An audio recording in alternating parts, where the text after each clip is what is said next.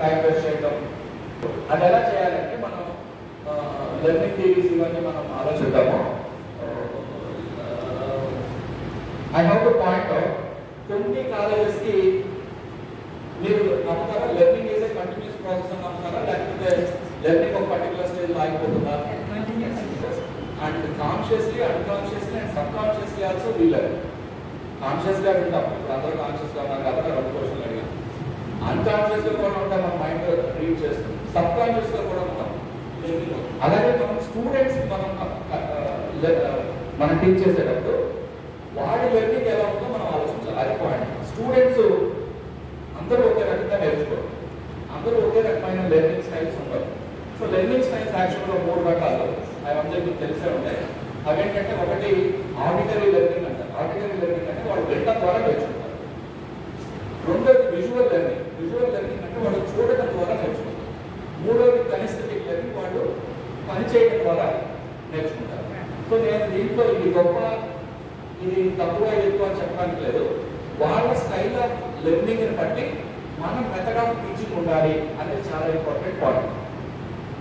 మనం Kinder garden తీసుకుందాం, చిన్నపిల్లల స్కూల్లో వెళ్ళి నేను ఒక ట్రైన్ ఎలా ఉంటుందని నేను టీచ్ చేయాలనుకోండి. మనం ఎలా టీచ్ చేస్తాం? How A train will look like.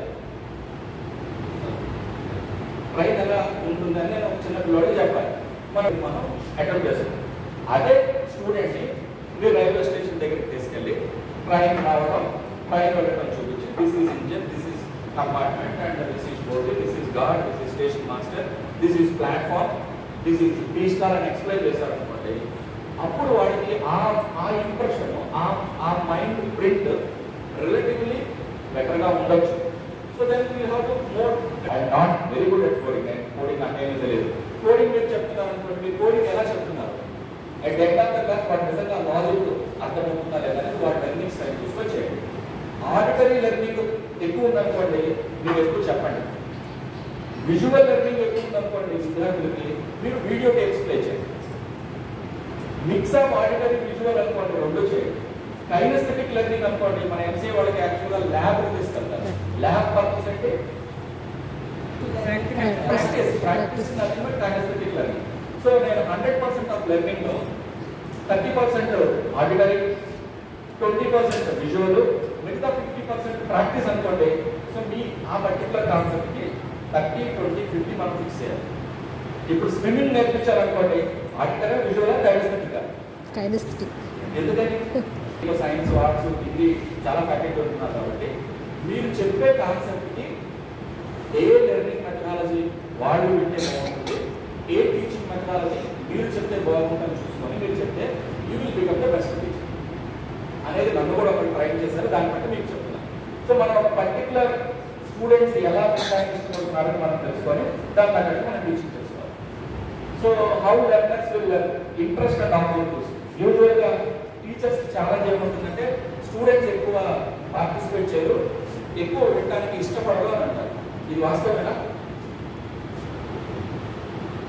Students నిజంగా క్లాస్ రూమ్లో పార్టిసిపేట్ చేయరు. Teacher, it is our responsibility to enhance and inculcate interest. Interest చేయాలి. ఒక స్టూడెంట్ ఉంటాడు, చాలా ఒబీడియన్సే ఉంటాడు, చాలా ర్యాష్గా ఉంటాడు, అతను మనం చాలా సాఫ్ట్గా హ్యాండిల్ చేయాలి. ఒక స్టూడెంట్ చాలా మనకన్నా తెలివిగలగా ఉంటాడు, వాడికి మనం ఛాలెంజింగ్ టాస్క్స్ ఇవ్వాలి. ఒక స్టూడెంట్ డల్గా ఉంటాడు, వాడికి ఏం చేయాలంటే మనం రిపీటెడ్గా చెప్పాలి, 2-3 సార్లు చెప్పాలి. సో స్టూడెంట్స్ ఇంట్రెస్ట్ ఉండదు. Natural tendency of the students ఏంటంటే వాళ్ళ క్లాస్ నచ్చదు, వాళ్ళు బయటికి వెళ్దాం, ఇంకో పని ఏదో చేద్దాం. మనం టీచర్స్ ఏంటంటే మనం వాటిని అటెంటివ్గానే పెట్టాలి. ఫోన్లు చూసుకుంటారు కొంతమంది, ఫోన్ చూడద్దని మనం చెప్పాలి. ఇవన్నీ చాలా చిన్న విషయాలే, బట్ ఇవన్నీ చాలా వాల్యుయేషన్ ఉంటుంది. మనకి ఇప్పుడు ఇంపాక్ట్ఫుల్ టీచింగ్ మీద ఫస్ట్ మీకు రెడ్ లైన్ పెట్టాలి, ఇంపాక్ట్ఫుల్ టీచింగ్ అని. దాంట్లో ఇవన్నీ మనం అటెన్షన్ ఉండాలి, ఐ కాంటాక్ట్ మెయింటైన్ చేయాలి. ఇవన్నీ నేను చెప్పేది కాదు, బట్ ఇంట్రెస్ట్ ఆబ్జెక్ట్ మనమే క్రియేట్ చేసుకోవాలి. తర్వాత లెర్నర్ డిఫరెన్సెస్ ఉంటాయి. ఏజ్, లాంగ్వేజ్, మోటివేషన్ బట్టి ఒక్కొక్క విద్యార్థి ఒక్కొక్క రకంగా ఉంటాడు. సో ఆల్రెడీ పెద్ద మా ఎంపీఆర్ కొంతమంది పెళ్ళైన వాళ్ళు వస్తారు, కొంతమంది ప్రాక్టీసింగ్ ప్రొఫెషనల్స్ వస్తారు. సో వాళ్ళు నువ్వు చెప్పేది ఏది అన్నట్టుగా కూడా ఉంటారు. సో వాళ్ళని మనం ఎలా హ్యాండిల్ చేయాలి, ఆ ఇంట్రెస్ట్ కూడా మనం జాగ్రత్తగా చూసుకొని మనం లెర్నర్ సెంటర్డ్ టీచింగ్ మనం వెళ్ళాలి. కానీ ఎప్పటివరకు మనం ఏంటంటే టీచర్ సెంటర్డ్ టీచింగ్ లేదు. టీచర్ సెంటర్ అంటే నేను చెప్పింది కానీ నేను చదివిన పుస్తకం నేను చదివిన బుక్ నువ్వు చదవాలి, నేను వాడిన ఎగ్జాంపుల్స్ వెళ్ళాలి, అది కరెక్ట్ కాదు. సో లెర్నర్ సెంట్రిక్ మెథడ్కి వెళ్ళాలి. అది నెక్స్ట్ క్లాస్ మనం చెప్పుకుందాం. So already styles of learning మనం చెప్పాం కాబట్టి సో వాడి అడాప్టబుల్ స్టైల్ ప్రకారం మీరు మీ టీచింగ్ స్టైల్ మీరు మార్చుకోవాలి. సో ఎవ్రీ టైం మనం లెక్చర్ ఇచ్చినప్పుడు ఆ లెక్చర్ నుంచి మీకు ఏమర్థమైంది, ఎంతవరకు అర్థమైంది, అప్పుడు చాలా క్వశ్చన్స్ ఉన్నాయా, ఏమైనా ఇష్యూస్ ఉన్నాయా, మీ కాన్సెప్ట్ సరిగ్గా చెప్పారా లేదా అనేది మనం చేయాలి. కొన్నిసార్లు స్టూడెంట్స్కి ఒక స్టిగ్మా ఉంటుంది. స్టిగ్మా ఏంటంటే మ్యాథమెటిక్స్ టఫ్, ఫిజిక్స్ మాస్టర్ ఎక్కడ ఫిజిక్స్ చాలా టఫ్ అని చెప్తారు. నిజంగా సబ్జెక్ట్ టఫ్ అండి? Subject tough, faculty confidence tough? That is the debate. Actually, what jagutundante the faculty may not be competent to handle that subject. One issue మనం we have to accept it.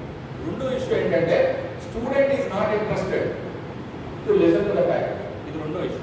మూడో issue ఏంటంటే the faculty who is handling that subject, what subject he is reading, అంటే అతను ఏ text book చదువుతున్నాడు అనేది important. Student ఏ text book చదువుతున్నాడు ఎలా మాట్లాడాలంటే మనం ఏం చేయాలంటే నాకు తెలిసి ఏ సబ్జెక్టు టఫ్ కాదు, ఏ సబ్జెక్టు ఈజీ కాదు. సో మనం చెప్పే పద్ధతి నచ్చకపోవచ్చు, వాళ్ళని అర్థం చేసుకునే పద్ధతి సరిగ్గా ఉండకపోవచ్చు, టెక్స్ట్ బుక్ కరెక్ట్గా ఉండకపోవచ్చు, మెటీరియల్ కరెక్ట్గా ఉండకపోవచ్చు, ఒక టీచర్ దగ్గర అర్థకపోతే ఇంకొక టీచర్ చెప్పేవాడు ఉంటాడు, ఒక ఫ్రెండ్ చెప్పకపోతే ఇంకో ఫ్రెండ్ చెప్పచ్చు.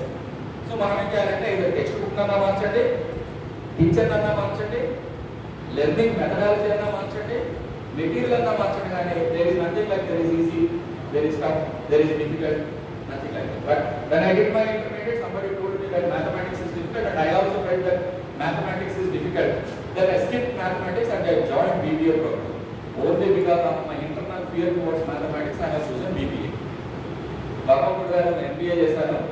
MBA చేసిన తర్వాత ఇలాంటి లెక్చర్స్ ఇస్తూ కొంతమంది నాకు చెప్పడం వల్ల నేను మ్యాథమెటిక్స్ అంటే భయం పోగొట్టుకున్నాను at the age of 47. But at the age of 70, if I have a feeling that mathematics is tough, then the student won't opt into the mathematics. నేను చెప్తున్నాను కదా, CA కష్టం కాదు, IAS కష్టం కాదు, చెప్పేవాడికి కష్టమై ఉండొచ్చు, వినేవాడికి ఇబ్బంది అయి ఉండొచ్చు తప్ప ఏ సబ్జెక్ట్ ఇష్టం కాదు. సో మనం అక్కడ మన ఫస్ట్ సెకండ్ పాయింట్ అంటే ఇంట్రెస్ట్ అండ్ ప్యాషన్ మనం క్రియేట్ చేసుకోవాలి. If students are fascinated about anything, they will listen. If the students are not interested to anything, then obviously they may not be ready for listening. So ఒక చిన్న example చెప్తాను మీకు. స్టూడెంట్కి ఇష్టమైతే వాడు 2 గంటలు కూడా క్రికెట్ ఆడతాడు, 3 గంటలు నుంచొని. అది చాలా హ్యాపీగా ఫీల్ అవుతాడు, బాల్ పట్టు తీసుకొస్తాడు, పరిగెత్తుతాడు, అంటే వాడికి ఇష్టంతో చేస్తాడు. అదే క్లాస్లో గంట కదలకుండా కూర్చోమంటే పనిష్మెంట్గా ఫీల్ అవుతాడు. ఆ పనిష్మెంట్గా ఫీల్ అవ్వకుండా ఉండడానికి మీరు క్లాస్ని కొద్దిగా మార్చాలి. కంటిన్యూషన్గా చెప్పకుండా చిన్న ఎగ్జాంపుల్స్ ఇవ్వడం, మధ్య మధ్యలో క్వశ్చన్స్ అడగటం, లేకపోతే వాటిని భయపెట్టకుండా ఇంకొక రకంగా వాటిని హ్యాండిల్ చేయాలి. మనం ఏం చేస్తామంటే ఫోర్స్ యూజ్ చేస్తాం, అథారిటీ యూజ్ చేస్తాం, దానివల్ల వాటి భయం ఇంకా పెరుగుతుంది. సో భయపెట్టి మనం సాధించేది ఏం లేదు.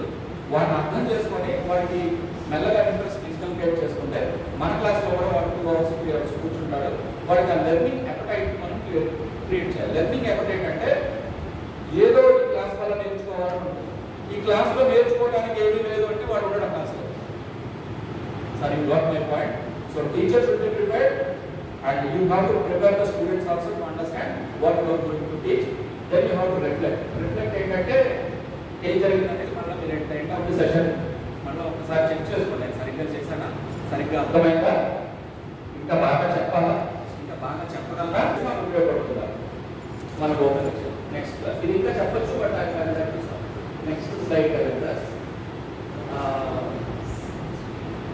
ఇది యాక్చువల్గా మనం ఏం చేస్తామంటే కొన్ని కాలేజ్ 60 minutes అవర్లో 60 minutes లో మీరు ఒక్క నిమిషం పాఠం చెప్పకపోయినా మీ ప్రిన్సిపాల్ గారు మిమ్మల్ని రిటర్న్ చేస్తారు, మీరు సరిగ్గా పాఠం చెప్పట్లేదు. యాక్చువల్గా మనం ఎక్కువ చెప్తే వాడు ఏమవుతాడంటే టీచర్ డిపెండెంట్ అవుతాడు, టీచర్లా తయారవుతాడు. సో స్టూడెంట్ చూడడానికి teacher dependent. Student should think over and about the teacher, then only he will flourish. నాకు వచ్చిన కోడింగ్ స్కిల్స్ నా స్టూడెంట్ వస్తే వాడు నాలాగా టీచర్ అవుతాడు తప్ప సాఫ్ట్వేర్ కూడా రావడం. మీకు అర్థమవుతుంది. సో మీరు ఎక్కువ స్టూడెంట్స్ వర్క్ ఇవ్వాలి. ఎలాంటి వర్క్ ఇవ్వాలి? మనం టీచింగ్ ఎక్కువ వర్క్ కాదు, బిట్వీన్ ద లైన్స్